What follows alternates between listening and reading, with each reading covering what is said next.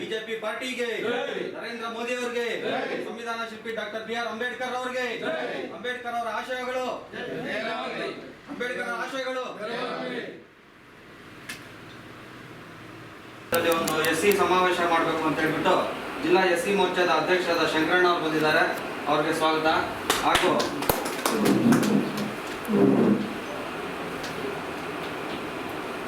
Mulbagal BJP ಗ್ರಾಮಾಂತರ ಅಧ್ಯಕ್ಷರಾದಂಥ ಮೈಸೂರು ಸುರೇಶ್ ರಾಜ್ ಅವರು ಬಂದಿದ್ದಾರೆ. ಹಾಗೂ ಆಧಾರದ ಸ್ವಾಗತ. ಹಾಗೂ ನಮ್ಮ ಪೇರೆಂಟ್ಸ್ ಬಾಡಿ ಉಪಾಧ್ಯಕ್ಷರಾದಂಥ ಕೆ ವಿ ಶ್ರೀನಿವಾಸ ಅಣ್ಣ ಅವರು ಬಂದಿದ್ದಾರೆ. ಅವ್ರಿಗೂ ಆಧಾರದ ಸ್ವಾಗತ ಕಾರ್ಯಕ್ರಮಕ್ಕೆ.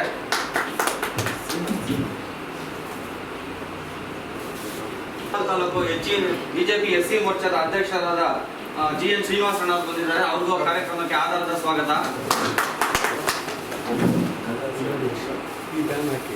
ಆಧಾರದ ಸ್ವಾಗತ ಬಯಸ್ತಾ ಇದ್ದೀವಿ.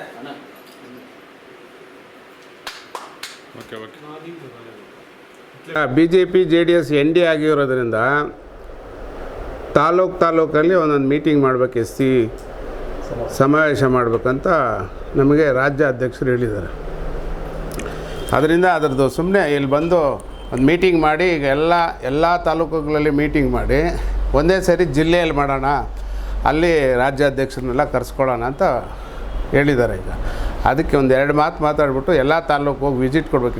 ಇದೇನಿಲ್ಲ, ಎಲ್ಲ ತಾಲೂಕಿಗೆ ಹೋಗಿ ಮಾತಾಡಿ ನೀಟಾಗಿ ಮುಗಿಸ್ಕೊಬರ್ಬೇಕು ಅಂತ ನಮಗೆ ಮಾಹಿತಿ ಇದೆ.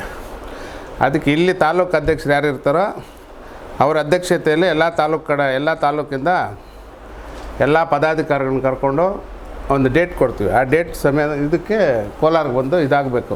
ಒಂದು ತಾಲೂಕಿಂದ 100 ಜನ ಬರಬೇಕು. ಆ ಮಾಹಿತಿ ಕೊಡೋದಕ್ಕೆ ಇವಾಗ ಸುಮ್ಮನೆ ಬಂದು ಹೋಗ್ತಾ ಇರೋದು ಅಷ್ಟೇ. ಇದೇನು ಮೀಟಿಂಗ್ ಏನು ಪೂರ್ವಭಾವಿ ಸಭೆ ಥರ ಮಾಡ್ತಾ ಇರೋದು. ನಗರ ಮತ್ತು ಗ್ರಾಮಾಂತರ ನಗರ ಅಧ್ಯಕ್ಷರು ಮಿಕ್ಕಿದ್ದು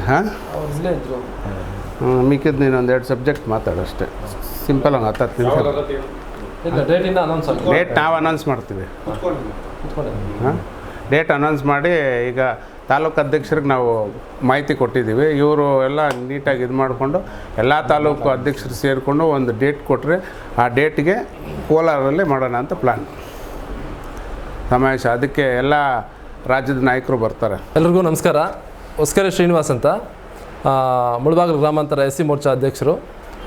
ಈ ದಿನ ಏನು ಸಭೆ ಅಂದರೆ, ನಮ್ಮ ಕೋಲಾರ ಜಿಲ್ಲೆಯಲ್ಲಿ ಎಸ್ಸಿ ಮೋರ್ಚಾದ ಸಮಾವೇಶಕ್ಕಾಗಿ ಒಂದು ಪೂರ್ವಭಾವಿ ಸಭೆಯನ್ನು ಮುಳಬಾಗಿಲು BJP ಕಚೇರಿಯಲ್ಲಿ ಹಮ್ಮಿಕೊಂಡಿದ್ದು,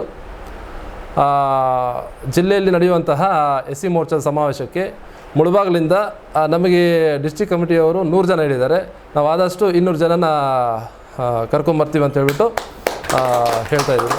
ನಗರ ಮತ್ತು ಗ್ರಾಮಾಂತರದಿಂದ 2 ನಾವು ಒಂದು 200 ಜನ ಬರ್ತೀವಿ ಅಂತ ಹೇಳ್ತಾಯಿದ್ದೀನಿ. ನಮಗಿನ್ನ ಡೇಟ್ ಕೊಟ್ಟಿಲ್ಲ. ಡೇಟ್ ಕೊಟ್ಟ ಮೇಲೆ ನಾವು ಡಿಸೈಡ್ ಮಾಡಿಕೊಂಡು ಎಲ್ಲ ಪದಾಧಿಕಾರಿಗಳಿಗೆ ಹೇಳ್ತೀವಿ. ಪೂರ್ವಭಾವಿ ಸಭೆ ಅಷ್ಟೇ. ಉದ್ದೇಶ ಅಷ್ಟೇ, ಮೈತ್ರಿಕೂಟ ಅಭ್ಯರ್ಥಿಯ ಪರವಾಗಿ ಚುನಾವಣೆ ಹಿನ್ನೆಲೆ. ಜೈ ಬಲೋ ಭಾರತ್ ಮಾತಾ ಕಿ, ಮೋದಿ ಜಿ ಕೆ, ದೇವೇಗೌಡರಿಗೆ, ಮುನ್ಸಾಮಣ್ಣಗೆ, ಮಲ್ಲೇಶ್ ಬಾಬುಗೆ, ನಮ್ಮ ಇಲ್ಲ ಬಂದಿರುವ ಎಲ್ಲ ಕಾರ್ಯಕರ್ತರಿಗೂ ಅವ್ರಿಗೂ ಜಯವಾಗಲಿ. ಮತ್ತು ನಮ್ಮ ಶಂಕರಣ್ಣ ಕಪಾಲಿ, ನಮ್ಗೆ ಹೆಂಗಂದರೆ ನಾವು ಒಂದು ಮುಂಚೆ ಕಾಲದಿಂದ ನಾವು ಜಿಲ್ಲೆಯಿಂದ ಕೆಲಸ ಮಾಡ್ಕೊಂಡು ಜೊತೆಯಲ್ಲೇ ಇದ್ದು ಬಂದಿದ್ದೀವಿ.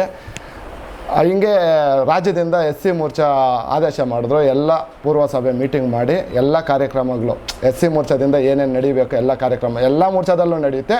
ಇವಾಗ ಎಸ್ಸಿ ಮೋರ್ಚಾ ಹಿಂಗೆ ಸೀನ ಫೋನ್ ಮಾಡಿ ನಂಗೆ ತಿಳಿಸಿದ್ರು, ಹಿಂಗೆ ರಾಜ್ಯದಿಂದ ಆದೇಶ ಆಗಿದೆ, ಹಿಂಗೆ ಶಂಕರಣ್ಣ ಫೋನ್ ಮಾಡಿ ಹೇಳಿದ್ದಾರೆ ಅಂತ. ಅಯ್ಯೋ ಬರ್ಲಿನಪ್ಪ, ನಮ್ಮ ಮುಳಬಾಗಿಲು ತಾಲೂಕು ಬಂದು ನಾವು, ಯಾಕಂದರೆ ಈ ಸಮಾಜದಲ್ಲಿ ನಾವು ಇಷ್ಟೊಂದು ಫ್ರೀಯಾಗಿ ಇಷ್ಟೊಂದು ಆರಾಮಾಗಿದ್ದೀವಿ ಅಂದರೆ ನಮ್ಮ ಬಾಬಾ ಸಾಹೇಬ್ ಅಂಬೇಡ್ಕರ್ ಅವರಿಂದನೇ. ಯಾಕಂದರೆ ಅವರಿಲ್ಲ ಅಂದರೆ ನಿಜವಾಗ್ಲೂ ನಾವು ಈ ಥರ ಸ್ವತಂತ್ರವಾಗಿ ನಾವು ಹೋರಾಡೋಕ್ಕಾಗಲ್ಲ. ಸ್ವಾತಂತ್ರ್ಯ ಬಂದಾಗ 1947ರಲ್ಲಿ ಈ ಥರ ನಮ್ಮನ್ನು ಎಲ್ಲರನ್ನೂ ಬೆಳೆಸಿರೋದು, ಒಂದು ಸರಿ ಸಮಾನವಾಗಿ ನೋಡ್ತಾ ಇರೋ ಯಾರಾದರೂ ಏಕೈಕ ವ್ಯಕ್ತಿ ಇದ್ದಾರೆ ಅಂದರೆ ಪಿತಾಮಹ. ಏನಂದರೆ ನಮ್ಮ ಸಂವಿಧಾನ ಪಿತಾಮಹ ಯಾರಾದರೂ ಇದ್ದಾರೆ ಅಂದರೆ ಅದು ನಮ್ಮ ಬಾಬಾ ಸಾಹೇಬ್ ಅಂಬೇಡ್ಕರ್ ಅವರು. ಮತ್ತು ಇನ್ನೊಂದೇನು ವಿಷಯ ಅಂದರೆ, ಅವರು ಸಮಾಜದಲ್ಲಿ ಕಾಂಗ್ರೆಸ್ ಅವ್ರು ಅವ್ರಿಗೆ ಮಾಡಿರೋ ಮೋಸ ನಿಜವಾಗ್ಲೂ ಹೇಳ್ತಾ ಇದ್ದೀನಿ. ಅದು 2 ಸಲ ಎಲೆಕ್ಷನ್ ನಿಲ್ಲಿಸಿ ಸೋಲಿಸಿ ಎಲ್ಲ ಮಾಡಿ ಮತ್ತು ಇವಾಗ ನಮ್ಮ BJP ಸರ್ಕಾರ ಅವ್ರಿಗೆ ಇರೋ ಸ್ಥಾನ ಇದಲ್ಲ, ಇನ್ನೂ ದೊಡ್ಡ ಸ್ಥಾನ ಅಂತೇಳಿ ಮೋದಿ ಬಂದಾಗ 10 ವರ್ಷ ಅವ್ರನ್ನ ಒಂದು ಶಿಖರ ಇದಲ್ಲ ಏಷ್ಯಾ ಶಿಖರ ಆ ಥರ ಬೆಳೆಸಿದ್ದಾರೆ. ಇನ್ನೂ ಬೆಳೆಸ್ಬೇಕು. ಅವ್ರನ್ನ ಎಷ್ಟು ಬೆಳೆಸಿದ್ರು ಅದು ಕಡಿಮೆ, ಯಾಕಂದರೆ ನಾವೆಲ್ಲ ಆರಾಮಾಗಿದ್ದೀವಿ. ಮತ್ತು ಈ ಪೂರ್ವಸಭೆ ಮೀಟಿಂಗ್ಗೆ ನಮ್ಮ ಶಂಕರಣ್ಣ ಹಿಂಗೆ ನನಗೂ ಮಾಹಿತಿ ಕೊಟ್ಟರು, ಹಿಂಗೆ ಮಾಡಬೇಕು ಅಣ್ಣ, ನೀವು ಯಾವಾಗಾದರೂ ಬನ್ನಿ ಮಾಡೋಣ. ನೀವು ತಾಲೂಕಿಂದ 200 ಜನ ಅಂತ ಹೇಳ್ತಾ ಇದ್ದೀರಲ್ಲ, ನಾವು ಪ್ರತಿ ಹೋಬ್ಳಿಯಲ್ಲೂ ಕಮಿಟಿಗಳು ಮಾಡ್ತಾಯಿದ್ದೀವಿ. SC ಮೋರ್ಚಾವು ಪ್ರತಿ ಹೋಬ್ಳಿಯಲ್ಲಿ ಪ್ರತಿಯೊಂದು ವಿಲೇಜಲ್ಲೂ ಪ್ರತಿಯೊಂದು ಬೂತಲ್ಲೂ ಮಾಡ್ತಾಯಿದ್ದೀವಿ. ಎಲ್ಲ ಸಂಘಟನೆ ಮಾಡಿ ಒಳ್ಳೆ ಸಂಘಟನೆ ಮಾಡೋಣ. ನೆಕ್ಸ್ಟ್ ನಮ್ಮ ಗುರಿ ಏನಂದರೆ 2024ರಲ್ಲಿ ನರೇಂದ್ರ ಮೋದಿ ಬರೋದೇ ನಮ್ಮ ಗುರಿ. ಆ ಗುರಿ ಯಾವತ್ತಿಗೂ ತಪ್ಪಲ್ಲ. 2024 ಅಲ್ಲ, ಇನ್ನು 50 ವರ್ಷ ಹೋದರೂ ಕೂಡ ನಮ್ಮ ಗುರಿ ಅದೇ. ನೆಕ್ಸ್ಟ್ ಇನ್ನು ಯೋಗಿ ಇದ್ದಾರೆ, ಅಮಿತ್ ಶಾ ಇದ್ದಾರೆ, ಇನ್ನು ನಮ್ಗೆ ಎಷ್ಟೋ ಜನ ಹಿಂದೆ ಇದ್ದಾರೆ. ಆದರೆ ನಿಜವಾಗ್ಲೂ ಹೇಳ್ತಾ ಇದ್ದೀನಿ, ಭಾರತ 10 ವರ್ಷ ಬ್ಯಾಕ್ ಹೆಂಗಿತ್ತು, ಇವಾಗ 10 ವರ್ಷ ಬ್ಯಾಕ್ ಹೆಂಗಿದೆ, ಪ್ರತಿಯೊಬ್ಬ ಮನುಷ್ಯ ಯಾವ ರೀತಿ ಡೆವಲಪ್ ಆಗಿದ್ದಾನೆ. ನಮ್ಮ ಅಲ್ಲಿ ಊರೇ 10 ವರ್ಷ ಬ್ಯಾಕ್ ಹೆಂಗಿತ್ತು ಗೊತ್ತಾ? ಹೋಗೋಕ್ಕೆ ದಾರಿ ಇಲ್ಲ, ಗುಡಿಸಲು ಮನೆಗಳಿತ್ತು, ನೀರಿಲ್ಲ, ಶ್ರೀಮಂತರ ಮನೆಗೆ ನೀರು ಹೋಗ್ತಾ ಇತ್ತು. ಇವಾಗ ಪ್ರತಿಯೊಬ್ಬರಿಗೂ ಒಂದೇ ಸಮಾನವಾದ ಹಕ್ಕನ್ನು ಕೊಟ್ಟಿರೋದು ಯಾವುದಾದ್ರೂ ಇದ್ದರೆ ಅದು ಭಾರತೀಯ ಜನತಾ ಪಾರ್ಟಿ ಅಂತ ಹೇಳ್ತಾ ನಾನು ತಿಳಿಸ್ತಾ ಇದ್ದೀನಿ.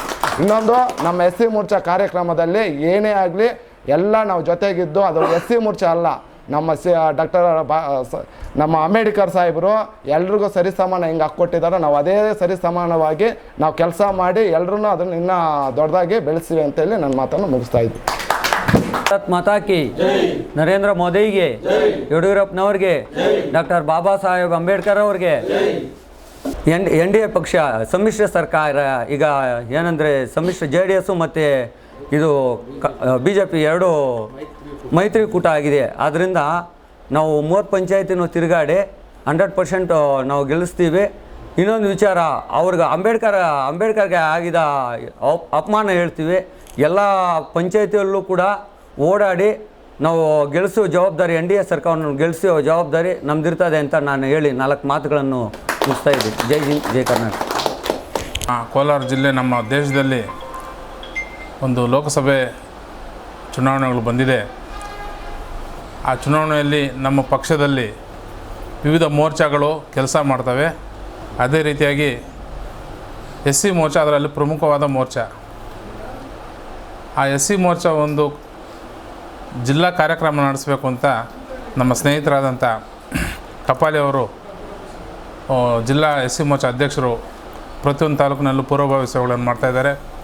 ಅವರಿಗೆ ಸ್ವಾಗತವನ್ನು ಬಯಸುತ್ತಾ, ನಮ್ಮ ತಾಲೂಕಿನ ಗ್ರಾಮಾಂತರ ಅಧ್ಯಕ್ಷರಾದ ಸುರೇಶ್ ರಾಜು ಮತ್ತು ನಮ್ಮ ಶ್ರೀನಿವಾಸು, ನಮ್ಮ ಶೆಟ್ಟಿ ಮತ್ತು ನಮ್ಮ SC ಮೋರ್ಚಾ ಅಧ್ಯಕ್ಷರಾದಂಥ ಶ್ರೀನಿವಾಸು ಎಲ್ಲರಿಗೂ ಸ್ವಾಗತವನ್ನು ಬಯಸುತ್ತಾ, ಈ ದಿನ ನಾವು ತುಂಬ ಒಂದು ಎಚ್ಚರಿಕೆಯಿಂದ ಚುನಾವಣೆ ಮಾಡಬೇಕಾದಂಥ ಪರಿಸ್ಥಿತಿ ಬಂದಿದೆ. ಮುಖ್ಯವಾಗಿ SC ಕಮ್ಯುನಿಟಿಯನ್ನು ಯಾಮಾರ್ಸೋಕ್ಕೆ ನೋಡ್ತಾ ಇದ್ದಾರೆ ಈ ಕಾಂಗ್ರೆಸ್ನವರು. ಏನೇನೋ ಹೇಳೋದು, ಸುಮ್ಮನೆ ಸುಳ್ಳು ಸುದ್ದಿಗಳನ್ನು ಹಬ್ಸೋದು, ಆ ಥರ ನಮ್ಮ SC ಸಮುದಾಯ ಅಂತ ಯಾವುದಕ್ಕೆ ನಾವು ಕಿವಿ ಕೊಡ್ದಿರ ಒಂದೇ ಒಂದು ನಮ್ಮ ಇದಿರಬೇಕು, ಮೋದಿಯವರನ್ನು ಮತ್ತೊಮ್ಮೆ ಪ್ರಧಾನಿ ಮಾಡಬೇಕು. 2004ರಲ್ಲಿ ನಾವು ಗೆದ್ದೇ ಹೋಗಿದ್ದೀವಿ ಅಂತ ಏನೋ ಒಂದು ಮೈ ಮರೆತಾಗದ ನಮ್ಮ ವಾಜಪೇಯಿಯವರನ್ನು ನಾವು ಕಳ್ಕೊಂಡ್ವಿ 2004ರಲ್ಲಿ. ಆ ರೀತಿ ಆಗದಿರ ಇವಾಗಲೂ ಪ್ರತಿಯೊಬ್ಬರು ಗೆಲ್ತೀವಿ ಅಂತ ನಾವು ಎಲ್ಲರೂ ಹೇಳ್ತಾರೆ. ಆದರೆ ನಾವು ಮೈ ಮರೆದಿರ ಪ್ರತಿಯೊಂದು ಮೋರ್ಚಾದವರು ಕೆಲಸ ಮಾಡಬೇಕು. ಅದರಲ್ಲಿ ಪ್ರಮುಖವಾಗಿ ನಮ್ಮ SC ಮೋರ್ಚಾವರು ತುಂಬ ಕೆಲಸ ಮಾಡಬೇಕು.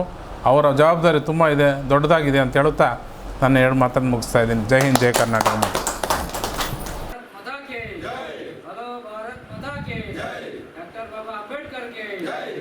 नरेंद्र मोदी जी के, अमित शाह के, येडियूरप्पा के,